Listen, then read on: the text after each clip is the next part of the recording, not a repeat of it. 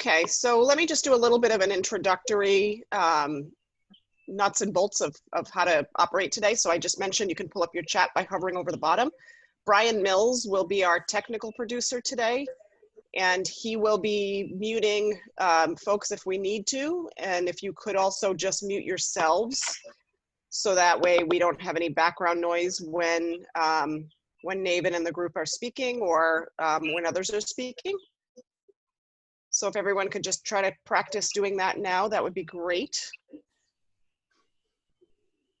Navyn and group, you can keep yours unmuted. Dennis, for now, you can keep yours unmuted. Yep.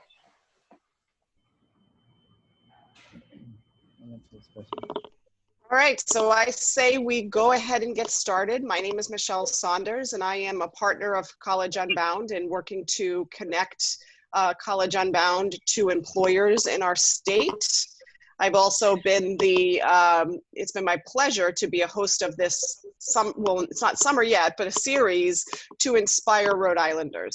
And so this is the third part of the series in which we've had Daniel Pink as our first guest speaker, Don Stamford, who's on with us today as our second guest speaker. And today we have Navyn Salem from Edesia Nutrition, who will be our third guest speaker. Before I do any introductions or questions for Navyn, I'll turn it over to Dennis Litke, who is the president of College Unbound, president and founder of College Unbound, who I've had the pleasure to work with on this series over the past couple of months. Dennis, the floor is yours. Great. So welcome, everybody. These three meetings have been sponsored by College Unbound, which is the newest and most innovative college in Rhode Island. And it's for adults who want to go back to school, go to school, get their bachelor's degree, take courses. So a very important new college in Rhode Island. And we decided to do these activities, these seminars, because how tough life was around us.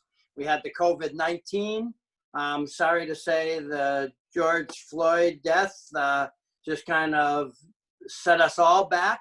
And we have to keep moving, not ignore, but keep moving and make change in our country and around the world. And one of our ways that we're trying to stay positive and help our state is we've offered a free summer course to every one of our present students who showed great resilience to get through the year. We're giving a free course to new students who have just registered, and we're giving a free course this summer for anybody in Rhode Island. It's our way to give back and to stay positive. The t-shirt I wore today is "Can't Stop, Won't Stop," because that is Navyn Salem, all right? She built this international company called Edesia here in Little Rhodey. See, I have my little globe, there we are. And she sends Plumpy'Nut that saves millions of malnutrition kids every year around the world. And it's pretty amazing, and we thank her. And she saw a problem and she's solving it, and that's what we all have to do. Before she was interviewed by Michelle and myself, Anderson Cooper interviewed her on 60 Minutes. And I found out that the name of her company, Edesia, means the Roman goddess of food, which she is. So the other connection is Navyn stepped out to be a partner with College Unbound. And so not only is she trying to solve the malnutrition problem in the world, but she cares about her own workers at home. And she saw some were struggling with the language, struggling with not being in school, just coming over to this country. So we've developed a partnership. A few of her workers are now in College Unbound. And better than that, she's paying for them. So thank you, Navyn. And I'll just turn it over to them in a second, but their teacher had sent out a mid-year report on Jimmy and Toom. And when they came in, she says they were so scared. They were afraid they couldn't write. They wrote like a 7th grader, one of them said. But now this is the teacher saying they work hard, they welcome feedback, they're learning to ask critical questions, they're learning that they are critical thinkers and contributor to our society. So it's great that Navyn's supporting them. And the other cool part about College Unbound and their experience is the guys understand that they're not just taking courses, that these students want the learning more than the title. So they're very excited. And you know, their lives have changed now because of this. So I'm very happy to introduce Toom and Jimmy, and Navyn let them off working for a few minutes. So I'll turn it over to them to say a word and introduce Navyn. Thank you. All right, guys, you're on. Hi, good morning, everyone. My name is Tom, and I'm from Myanmar, formerly called Burma. So currently, I was working at Edesia. Here we are doing for producing ready-to-use therapeutic food for many children who are in need.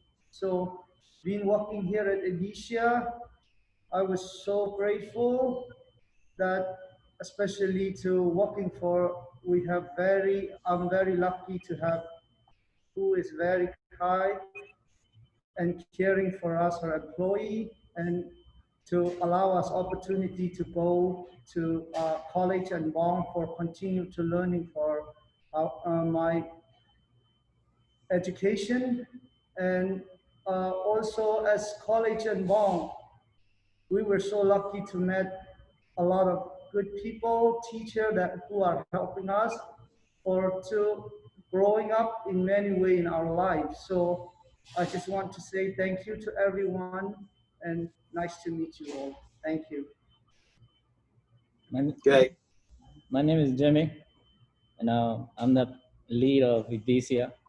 And I want to do a special thanks to Navyn for not only for everything she does for nutrition kids around the world, but paying for us going to college unbound.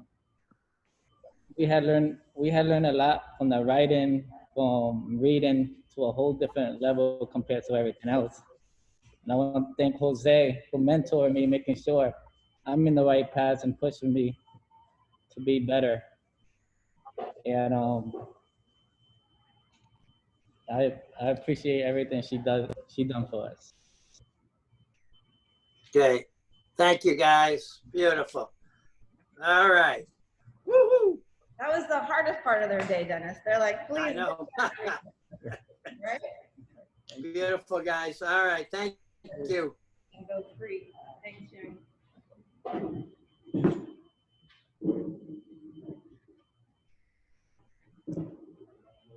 Okay. Michelle, you're on mute. I was telling them what a great job they did. Please share my sentiments. So one of the things that I love to do as a consultant is to really study company culture and to really get to understand what makes a company great. And so I think we just saw a part of that, and that is the ability that you have to connect with your workforce and to connect to the world and the work that you do. So company culture, from what I see from where I'm sitting, A++. So can you tell the group the story, the how this company got started and really how you took your passion to make this happen? Sure. I mean, first of all, they were very nervous, so they couldn't even tell you 0.5% of their stories. But I mean, Toom has been here working with me for over 10 years. Came as a refugee from Myanmar and has worked his way up to be a supervisor, and he runs all of our new products in the United States. And so he has come a really long way, and that's just one. We have employees. Out of 110 employees, we come from 25 different countries. And I spend a lot of time sitting with them and understanding their stories and even writing their stories so that we can share it not only with the public, but also each other, and trying to understand, where we come from and what makes us who we are. And that's one of my favorite things to do is share those stories. So I only wish that you could have had him for a half an hour and all of them parade through, which maybe you can see in the background. So how did we come to live in this 85,000 square foot facility that I'm sitting in right now? I mean, it's been a long journey. But back around 12 years ago, I had 4 little girls under the age of 5, 6, And I thought, well, this is the perfect time to like start a business. You know, it seems like I will have a lot of free time with twin 5-year-olds and a 2-year-old and a 1-year-old. And, but my father is from Tanzania, and I had been once before to see how my father grew up. And I knew that I always wanted to go back when the time was right to be able to use whatever skills I had to be able to address a problem in Tanzania and in the region. And so I went back in 2007 to take a look around at what was going on the ground in Tanzania and figure out how I could use whatever resources that I had, which were not too many now that I think about it. At least not related to international development or nonprofit or manufacturing or anything of the sort. And so when I went to visit back in 2007, my eyes were really open to the problem of malnutrition. And I'm sure a lot of that had to do with the fact that I had kids under the age of 5. And when I was learning that there were so many, between 3 and 5 million at the time, children who were dying from nutrition under the age of 5. And I thought, this is something that is 100% preventable. It doesn't need to happen. We know what products exist. We know how to treat it. We just need to provide food and nutrition to people all over the world, no matter where they're born and no matter what their situation is. And, you know, so I had heard about this product called Plumpy'Nut, which was created for the first time in France by a company called Nutriset. And so I reached out to them to figure out if we could partner and start a factory in Tanzania, because I was a big believer in being able to solve a problem locally and be able to make a product within Tanzania that could serve the whole region. Every country that surrounded us was in some sort of crisis. And so we set up a factory in Tanzania that started running a couple years later. It did take a lot of effort to be able to get that. The commute from Providence to Dar es Salaam was not the easiest, but I managed to get over there enough to get it off the ground. At the same time, we realized that maybe, you know, there was a need here in the United States, that the US government, if they are going to provide products like what we make, let me show you a closer up one. It looks like this. That we needed a source here in the United States as well to be able to serve USAID, USDA, et cetera. And so 10 years ago, we set up a factory, our first factory in Providence, Rhode Island, and then eventually outgrew that about 6 years later and moved in here. We're in the Quonset Business Park in North Kingstown, where we've been operating for the last 4 years. So, you know, there were roadblocks at every turn. I am still to this day, over 10 years later, learning something new that I didn't know yesterday and trying to problem solve and figure things out so that we're able to respond to all the needs that are out there. So we are a nonprofit, but also a social enterprise. So our business model is one that 95% of what we do we sell to UNICEF, the World Food Program, and USAID. And then 5% we fundraise. And that's for organizations that are not within the United Nations system that need help. And so it could be that we're working directly with the Ministry of Health in a country like Sierra Leone. Or this morning I was on a call with the head of the UNHCR, the High Commission for Refugees in Yemen, and another group in Bangladesh this morning who are telling me about what their needs are outside of the bigger system and what's needed. And so we fundraise to send directly shipments of Plumpy'Nut to those nutrition programs where they're really needed, mostly in refugee situations and conflict areas and countries that have been hit by climate change. So Yemen, Syria, Venezuela, Ethiopia, we've got locusts going in East Africa. I mean, there's all kinds of different crises going on that we probably don't hear about very much because of COVID-19 really taking over the headlines for many, many weeks. You're on mute, Michelle. I have to stop doing that. With that said, I had the pleasure of getting to know you over the past couple of weeks and really hearing your story and myself being inspired. And one of the reasons why we put this series together, we started this back in March or April, was because people were really feeling kind of down. You know, people with COVID-19 and just were mourning the loss of a lot of things. And myself, you know, I even felt the first couple of weeks of being furloughed of really feeling kind of down in the dumps. And over the past couple of weeks and getting to know you, apparently that's not a place that you sit for very long. So can you tell us a little bit about that? And you've mentioned really responding to things that are going on in the world, but you're also responding to COVID-19. Can you share what you're doing? Yeah. I'm in awe. Yeah, I mean, apparently what I've learned is I was built for a crisis. And not that I enjoy seeing despair around the world or within my own country, but I feel that that pull, that when there's need somewhere, that we can pull together our resources, even if it's something we've never done before. It can't possibly be that hard to figure it out and get up and do something. And so over the last 10 weeks, my job has completely changed.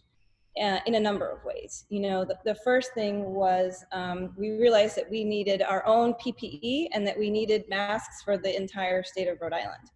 And so I happened to have a friend who had strong connections in China and who could get access to masks. So we started buying masks for the state of Rhode Island before they even thought that they needed them. Since that day, many, many weeks ago, we have procured 500,000 N95 masks for the Department of Health and trying to cover this entire state so that hopefully we can keep our frontline workers healthy and safe. The second thing is, you know, I like to feed people. I guess, you know, I'm always hungry, so I assume everybody else is always hungry.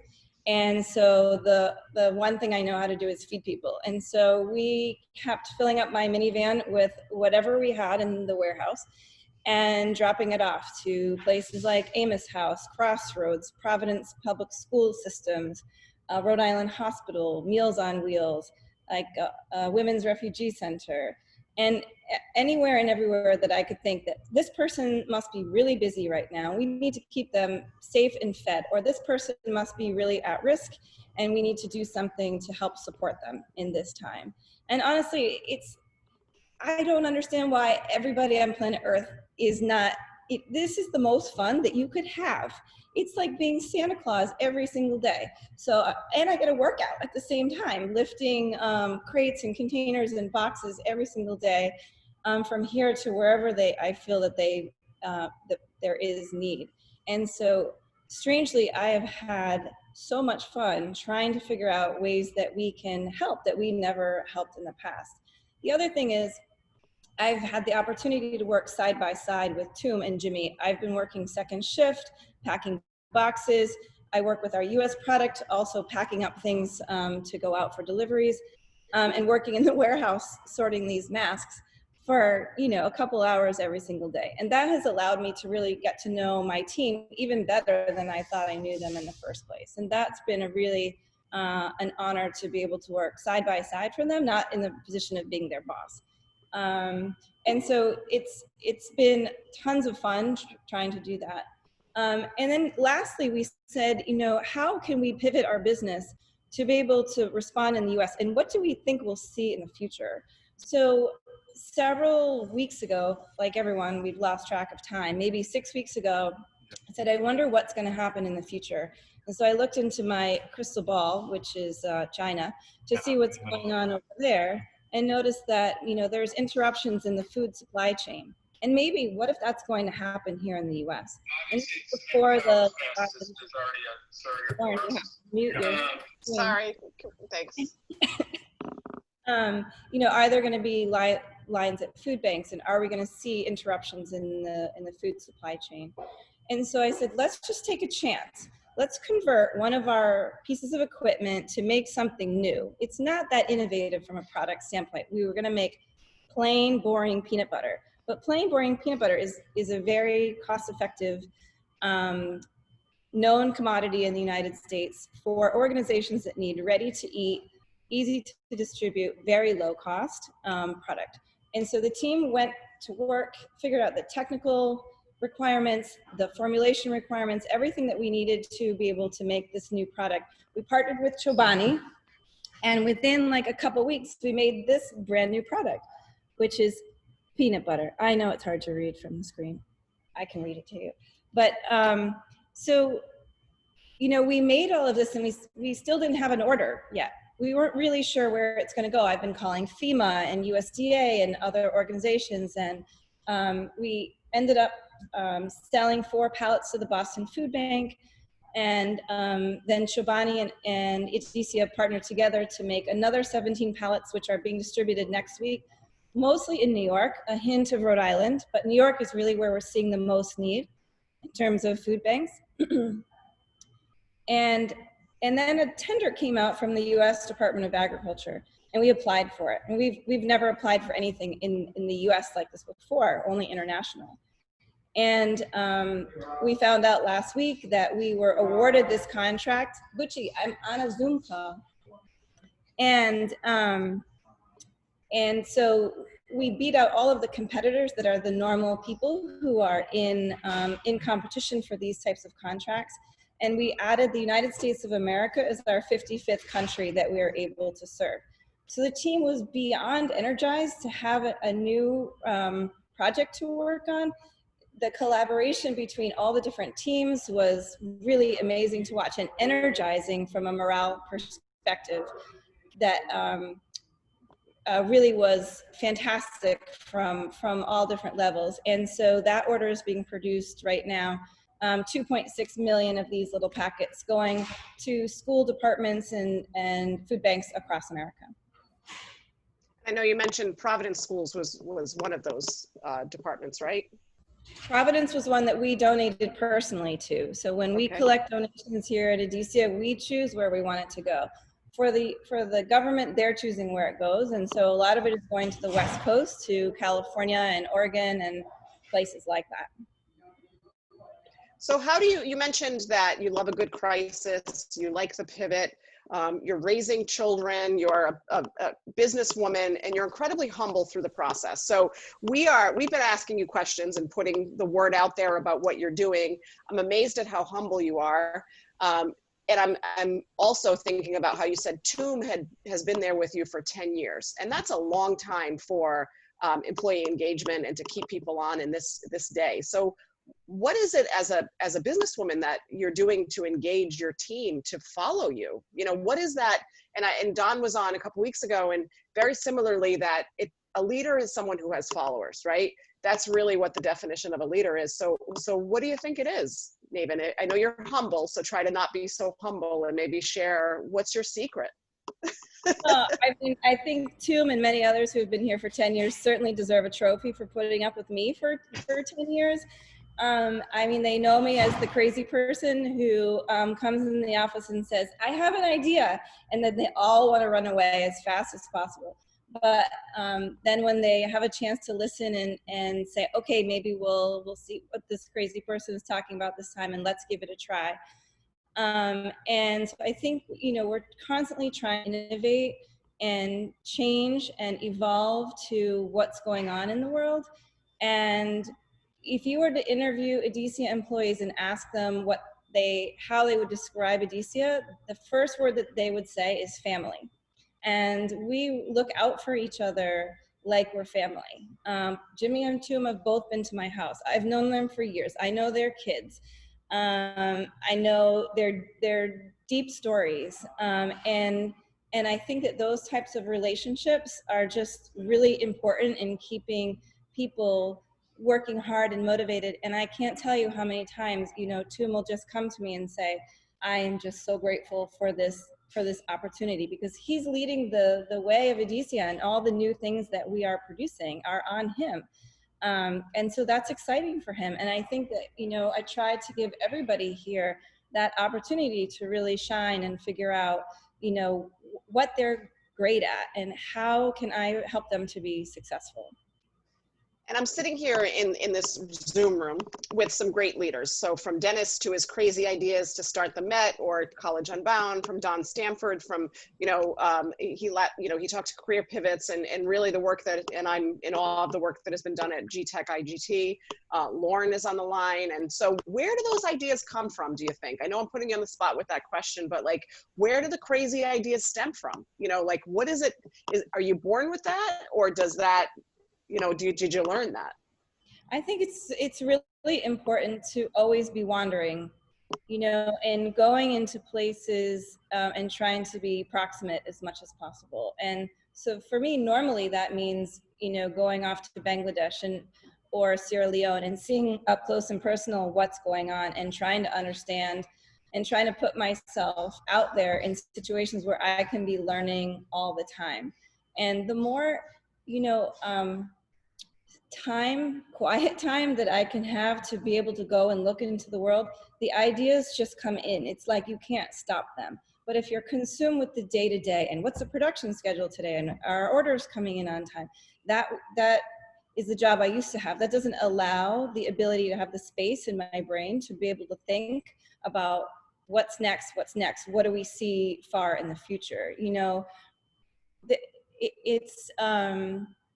I've been reading a few articles about, what's going on in the rest of the world. And we've all been rightfully consumed with COVID-19 here and how it affects us personally. But what I'm seeing is that the rest of the world is really going to struggle in a very different way than we are here in the United States. And in fact, the gentleman I was speaking to in Yemen this morning said, Navyn, what is the deal with the Americans and they're worrying about toilet paper? And I go, I know it looks really embarrassing from the outside. Yes, we actually think this is a problem, but he's like, we're dealing with people who are going to die from starvation, and you guys are talking about toilet paper. And I'm like, I apologize on behalf of all of the Americans. Like, we don't get out enough. We don't know what's going on in Yemen. That's why we need you to come and help us tell the story of that country and many other countries. The head of the World Food Program is estimating that there will be approximately 250,000 people who will die per day over a 3-month period. Why? Because all of COVID-19 has interrupted supply chain in much different ways than it has here. Like, yes, we might have a line at a food bank, but we have a food bank, right? We have a lot of these social nets that can catch us. And in other places around the world, we don't have that. And so my job is really to find the space in people's brains, once we're done complaining about the toilet paper, that we find a place to say, how is the rest of the world being affected? And what should we be doing about it? Because in my opinion, it's not a choice. We don't decide, well, we can only help Americans or we can only help people from here. We need to figure out a way, a business model, a way of thinking to be able to reach all of these people no matter where they are. We cannot let a couple 100,000 people die every single day. Like, that is not okay. So first we need to know about it. We need to know that the problem exists. Then we need to do something about it. So whether that's engaging with Washington and advocacy, which we do a lot of, to creating new products, like maybe we need to revolutionize this because the numbers become so big that the fancy Plumpy'Nut that we make now is too fancy for what we have. We need to cut something. We need to cut costs and make a new product. And so having the ability to pivot and evolve based on what you're seeing in the future, right? So I see that the world hasn't really reacted yet to this. So we just invested in more equipment for behind me because I said the need is going to get huge and we need to be ready for that. And so taking a risk, investing right now, today, $500,000 in new equipment to be ready for when World Food Program, UNICEF, and others say, we have a crisis on our hands. And so our job is to see that way in advance and prepare for it. So I hope that that's where we are. We have equipment coming on order, coming this way, so that I hope that we're ready to be able to respond when they come to us for help. That's what I'm amazed at listening to you today and when we spoke last week is just your ability to almost have a crystal ball and see in the future. And that's not something that you see in people every day. You seem to have an instinct about you that I think, there's some people that have it and some people, that develop it over time. I feel like you were born with it. The other thing, as I'm listening to you, I'm thinking about this concept of adult education and the reason why College Unbound is in place. And that is, adults learn very differently than children. And they say, which is not necessarily true, that adults, they're already formed and it's hard to teach them. But I'm thinking about you and just your curiousness and how you approach the world. And if we could bottle that and think about how do we teach that to adults in the workplace, and it sounds like that's the work that Dennis is and College Unbound is doing. Can you tell us how you've seen Toom and Jimmy transform as part of your workplace culture and in doing this work. I mean, I know that Dennis mentioned, you know, the notes from the teachers or the notes from people about those students, but what can you share? You know, how have you seen this work transform them? Yeah, I mean, there so many of their stories of being former refugees have cut their life short in many ways. And, you know, we have another colleague here, his name is Simon, and he packs boxes on second shift. And Simon and I had, you know, been working together for a couple of years, but he was very private and could be shy. But I knew that there was a deeper story in him. And so one day I said, Simon, we're going to have a chat and I want to hear your story. And he sat me down and said, okay, I will tell you that I am actually a physician. I ran all of the TB malaria programs in Ivory Coast. And he's an infectious disease doctor. After that, he became a congressman in his country of Ivory Coast. At that point, the government was overthrown and he had to flee immediately and ended up here, working at Walmart. And so here you have an infectious disease doctor, a politician, a hugely talented human being who works at Walmart, then hears about Edesia and ends up working here. And I am saying to myself, Simon, why are you working here when you are smarter, you have more degrees than all of us put together? And he said, Navyn, you know, it's not what I intended, but I want to save lives. And if this is the way that I can do it here in Rhode Island, then that's the way that I'm going to do it. And our relationship has continued to change. Like even recently, he's become my advisor. He's my infectious disease COVID-19 secret advisor, who we are constantly texting saying, what should we do next? You know, he's like, you need to get monthly testing going and this should start immediately. And all 110 of us should be testing. I'm like, that's a good idea, Simon. Let's do that. Can you help me implement it? And so trying to look at, you know, we are just, everybody here has a story like that of so much potential. And so my job is to know their story and then unleash that potential. How can we use all of your skills, Toom, in your leadership skills, and then finally going to college that he's been wanting to do for 20 something years, and letting them really shine and become who they are. And so there's no secret.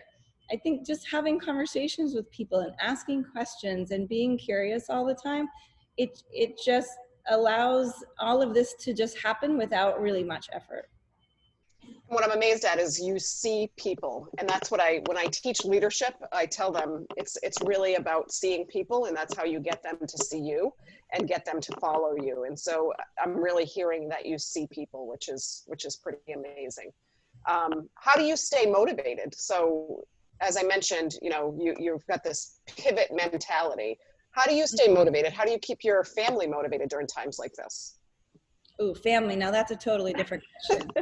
I can't say I have any magic sauce for sorting them out. I have only tried to scar my children by taking them on spring break to places like Haiti instead of Florida. And so I guess I have scarred them enough that at some point in their life, they too will understand what wandering is all about and asking the right questions. And actually I've seen it, 2 of my older girls wander off into the world already. So I guess it kind of worked. Staying motivated for myself. I mean, if you are able to walk into a clinic and see something that was made in Providence, Rhode Island, that is sitting on a dusty floor in a clinic in Chad, that is saving lives, and that you can see a child coming in on the one side who's barely able to breathe or sit up, and is converting all their energy to keep their heart beating, and they don't have the ability to cry. And then you look at the other side of the clinic and you see a 2-year-old running around, being sassy to their mother. These kids, one is on day 1 and one is on their final week of Plumpy'Nut. And so if you are able to see physically, emotionally, a child completely change over a couple of weeks, that is enough to energize me for until I'm 120 years old. And so, I mean, the ability to actually save lives is something that you can absolutely never be bored of, and is energizing to me. And I feel the need, like when I talk to Yemen, like I want to fly there tomorrow and be able to go and figure out how to get them everything under the sun that they need, because life is tough, and we are all so fortunate to be here. And I just feel that it's my duty and my joy to be able to give whatever resources I have available to me. Thank you so much for that. What I'd like to do now is to open it up for questions to the group. And if we have follow-up, then I will, I see Julie has a question. Julie, do you want to unmute your microphone and ask that question? Sure. Hi, thank you so much. Your work is so inspiring. I knew a little bit about your product and what you did. I didn't realize how much it's grown. And I love the call to action around thinking outside of ourselves. My question for you, as a woman business owner myself, is do you ever find yourself needing to work harder to be heard in a room because of your gender? And if so, how do you handle those moments? Or do you just power through and try not to notice? I think I used to notice it more in the beginning, in the early days, and I don't think I even notice it anymore, which is a great thing to not notice anymore. I mean, there are still many times when I could be close to the only woman in the room, but in a way that also energizes me. But I don't feel it too often. You know, I think that I feel heard and respected in pretty much all places that I am working at the moment. So I guess I feel very, very lucky for that, and hope that women don't have to deal with that much longer in this day and age, and trying to raise 4 daughters to be strong, to make sure their voices are heard, to understand. You know, I always wanted them to grow up thinking that if they are CEO of a manufacturing company, that's totally normal. You know, with my name, people aren't sure if I'm a boy or a girl at first. So sometimes people used to come in and be like, I'm looking for Navyn. I'm like, this is all you got. I'm here. And it might surprise them at first, but I feel like that's kind of a thing of the past now for me personally. Thank you. That's helpful. I want to leave it to other people's questions. I'd love to hear about those early days if you do end up having time on this call, and how you kind of get past those early days, because I think a lot of women You can email me. What's that? You can email me. We'll chat. Yeah. I'm interested to hear about the early days as well. What I'd like to do is open it up to other questions. And if not, Navyn, if you're interested, I kind of would love to hear some of, like, how did you get over some of the tough hurdles from the early days? But let me open it up first to others who may have questions. And you can either type in the chat or unmute your microphone at this point. And don't be shy. You want to know what's going on back there? Yeah, tell us. I had a question about that. So it's a very impressive looking facility. So how did you initially raise the capital to grow your business? Yep, good question. So we started much smaller. It took us about $1 million to get the entire thing started. Well, actually 2 million, but I came up with one. And the original creators of Plumpy'Nut in France, Nutriset, they put up the other half of the money. And so the $1 million from my side came from many different sources. We fundraised, we put up funds personally, and then also took out loans from the bank. In between having a giant partner and these 3 revenue streams, we were able to put together the first seed money to be able to buy equipment, hire the first people, and be able to start producing. You know, there is a funny story. We did start out of my house in my spare bedroom. It was Maria, who's still with me. She's my first hire. She's my executive director now. And so we used to work out of my spare bedroom, and in between we'd take kids to ballet and preschool and things like that. And then we'd work in the car and work when we got home and whenever we could. And so together, she and I wrote a grant proposal to USAID. And the paper that we generated was like 100 feet high. And they asked us every question under the sun, like, you know, do you have a employee handbook? And I'm like, I don't have an employee handbook. You have one? No. So we call a friend and we get them to send their employee handbook. And they're like, you need a financial policy. I'm like, you got a financial policy? I don't have one. Okay, call somebody, let's get a financial policy. And this kept going until we got this pile of paperwork. And all of a sudden we looked at each other and we're like, don't you think it's funny that they haven't asked us if we have a factory? Because we didn't. We're working in a spare bedroom. And so we would chuckle to ourselves that we don't even have we have nothing. We're just a completely fake company at this point. But we knew, we were confident that we were going to get there. And so we applied, and most people said, you'll never win a USAID grant. New people never win. Okay. So we were awarded a $2 million recurring grant, which we still have to this day. And so we quickly got a factory up and running. And I remember the day that we had a ribbon cutting, and we put it like a month later after we thought we would be doing production, but we still weren't in production yet. And so the ribbon cutting and the opening is on a Monday. And on Sunday, we still have never made anything, like nothing. We had made nothing. We have the USAID, USDA, the New York Times found us. I did not call them. And local politicians and everything coming to the factory on Monday at 9. And I am like terrified.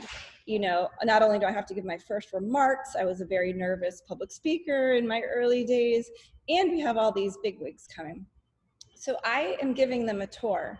And before I said to the team, I go, look, if you can't figure out how to make Plumpy'Nut by 9 a.m. this morning, just package air. Like make these little packets, like put air in them, put them in boxes, and just tape things, keep things moving around. Like no one will ever know that you're not making anything. And so sure enough, I'm giving the tour. And at the same time, I'm seeing this for the first time, is the same time the New York Times is seeing it. And they made their first packets of Plumpy'Nut, legit, with food in them, with food that we could actually send to other countries. And we all got to be on this tour together at the same time. And my biggest job was to act like I see this every single day, but it was my first time. And so, you know, taking those risks and taking chances and, you know, is what makes it exciting. You know, we love a good challenge, and we have never missed a deadline, but we've gotten pretty close, and that was one of our closest for sure. There's a fabulous story. I can relate to it. When we opened our new factory in 1985, the New York Lottery came to see us, and we had 500 empty boxes piled up that they thought had real lottery terminals in them. So. Oh, I guess I'm not the only one with that idea. So that's fake it till you make it. So Don, you even had a closer story than I was thinking, because you had shared about the electricity being turned off and going home to your wife and saying, I don't know what I've gotten myself into. So, so that just, it tells, those are themes. And I think Daniel Pink had said the same thing. You know, you've got to take the risks. You've got to just, what did Daniel Pink say? He said something like, just do it. Just get up off your butt and just do it. So I would love to come and see your facility sometime if possible. You're all welcome. Or I can give you a virtual tour if it's still COVID-19. Yeah. It works. Okay, I'll come after the COVID pandemic because I like to see it with my own eyes. Yeah, okay. We're making 1.2 million of these every single day in this room here. And then we have another mini factory in the back. And that's where we started making this new peanut butter. We've been making it for like 3 days, and we're up to making 45,000 a day. So we're pretty proud of that. And it sounds, Daniel Pink talks a lot about, you know, purpose, autonomy, and mastery. And so it sounds like you're giving your team just new challenges. They're not doing the same thing every single day, and they're part of that process. Sarah O'Neill has a question. And so Sarah, if you don't mind, you can unmute and ask your question live.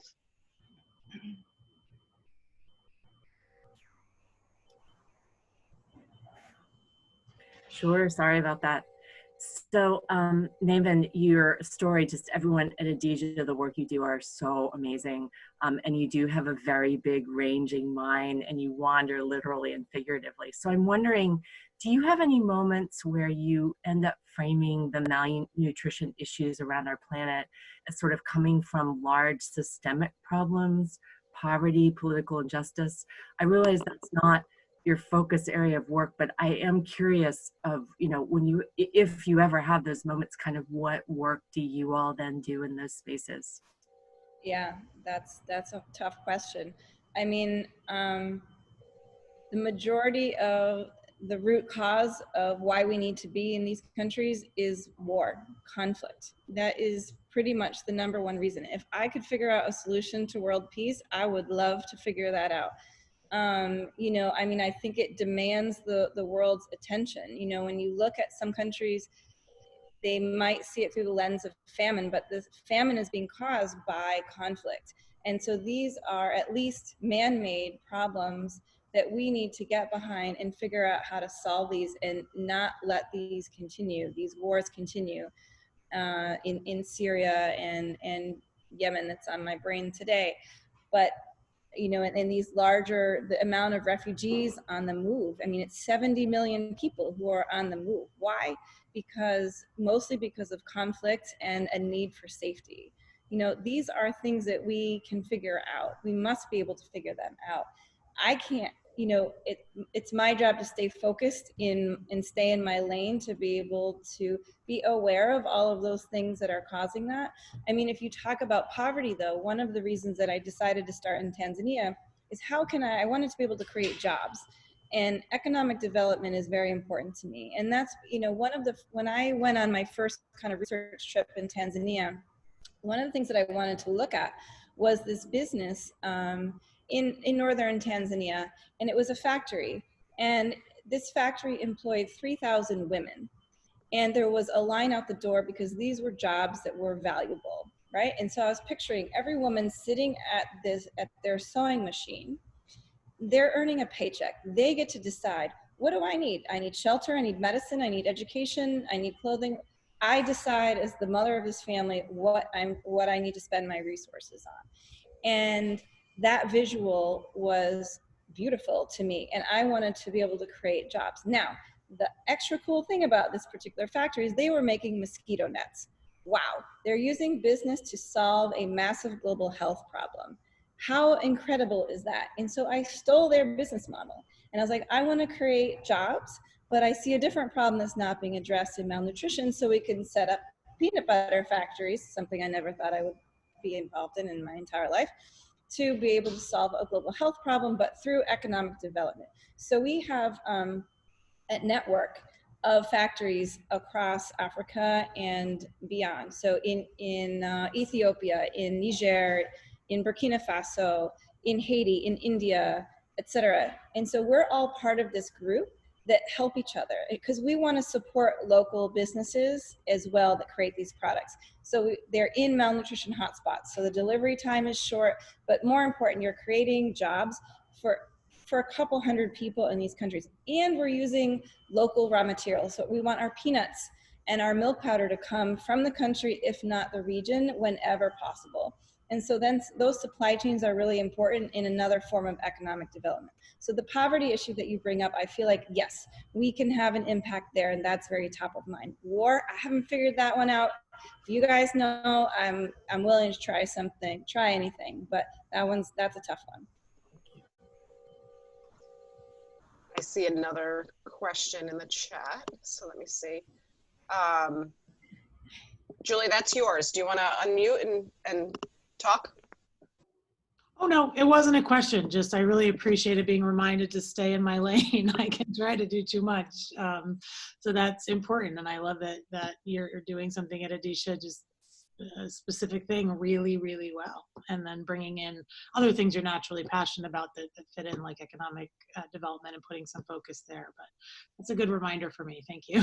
But your lane can involve other paths too, right? So we took the concept of food, but then also applied it to Rhode Island and New York for the first time. So we're still kind of in our lane, but not afraid to go off at a different exit and apply that, you know, in a slightly different context that we've never been involved in before. And I was thinking, so I think we all process things differently. As Navyn's sitting there talking, I'm thinking, wow. And I'm correcting myself a little bit because I don't want to make it about gender. But you, and I don't think of this in that way as far as female or male, but you are, I have to say, one of the bravest, and I'm getting teary-eyed just even thinking about it. I promise it's not for the cameras, but you are one of the bravest women that I've come across in Rhode Island. And when I say bravery, it's just, you're not afraid to knock down doors to get what you want. And as I've taught diversity and been in the workplace, and we often hear about how, you know, women don't always, and I'm not trying to be cliche, but we don't always knock down those doors. And oftentimes we take no for an answer too easily. And I don't hear from you in your career of at least 12 years with Edesia of you taking no for an answer. So what advice, I mean, can you give on that? Well, part of it's survival. I remember when we first started, and, you know, as I mentioned, we only have 3 customers, right? Well, one of them, the World Food Program, says, well, we're not going to use you because you need 3 years of export experience. I'm like, I'll be out of business before I get to year 1 if you don't change your rules. And so I flew to Rome, because that's where their headquarters are, and sat down in front of them and said, listen, this is what we're going to do, because otherwise you will not have us as a supplier, and you need to diversify your supplier base, because this is important and you don't want to have supply chain problems. And that the face-to-face meeting really was able to break through and develop a relationship, you know. And it's very, very easy to fight when you know why you're fighting, right? Like, the mission is always very clear. We want to save lives, and the women, the mothers, and the children that we are supporting do not have that voice, but I do. I didn't always have it. I was the most shy person on planet Earth. I would barely get up in front of anyone. My least favorite class in college was public speaking. I hated that it was mandatory at Boston College. And the first times I ever had to speak, I was sweating, shaking, not even knowing what's coming out of my mouth. And I go, you have to overcome this fear if you're going to do this job, because if you don't tell anybody what's wrong or what's going on in the world, then you will fail. So it was like a mandatory, like, get over this and move on. And it just took practice. And now I actually enjoy it. Like, I really have fun doing it. But it took a lot of practice. And the reason is because I have seen a mother lose her child. I have seen children die from malnutrition, right? Surely I can overcome public friggin' speaking in order to do something like this, right? It almost seems like the dumbest thing to even think about in the first place. Of course you have to get over this. Like, there are lives at stake. And what if you are not there? Who is going to do that? And I really feel that a little bit, the weight of the world. Like, who's going to respond to Sierra Leone if we don't work with the Ministry of Health? Who's going to come in and send them what they need? I don't know. We're kind of like the last stop in many ways. And so I feel that pressure, that urgency to respond in any way possible. And it's my job to bring people into this, to say, you're coming with me on this journey, and we're all going to figure this out together. Because if we don't, then, you know, we have a lot at stake. So we don't have a choice. Let's go. Let's mobilize. So a question that I'm dying to ask, I'm going to be really selfish, and we only have a few more minutes, but what did you want to be when you grew up? Oh, I wanted to be like a fancy advertising executive. Yeah. And in some ways, you're still putting that into practice, though, because you're obviously making a difference here in Rhode Island. I can probably have time for one last question, then I'm going to turn it over to Dennis to talk about how this ties in with College Unbound. Any other questions? Lauren has a question. Okay, Lauren. Navyn, thank you as always for your leadership and for your inspiration. I love the story of the man who was a doctor turned Walmart welcomer or whatever, and how you asked him about his story and listened to his story. Any advice for us all on how we can get more involved in understanding people's stories and helping them realize the potential and the contribution that they can make to community. Right. Yeah. I mean, I think just taking the time to sit down with people, I mean, I was even talking to my dad last night, and I made him commit to me that every Wednesday he would write a story about his life, because I wanted to make sure I didn't forget anything. And so it was Wednesday yesterday, so we had a chat, and I'm like, okay, Dad, how's the storytelling going? And he's like, I wrote, and he told me what he wrote about. And so, I mean, I think it's important in your own families, in your communities, but that's how we understand what's really going on. Like this COVID-19 thing, for example, think about every square on the screen. Like everybody's going through something different. Everybody has a different perspective, right? And it's not that we're all in this together. We're all living very different lives and very different struggles than the next person. And so you can't ask people, you know, how they're dealing, what their story is, and how they see this crisis through their eyes, because it helps us just understand the whole world and more perspectives than just your own. And I think that you can't live if you don't know how people perceive you, how you see each other, and understanding each other's stories is so important to understanding what community you're actually in, to be able to work together, to be able to be together as a community, as whatever environment you are.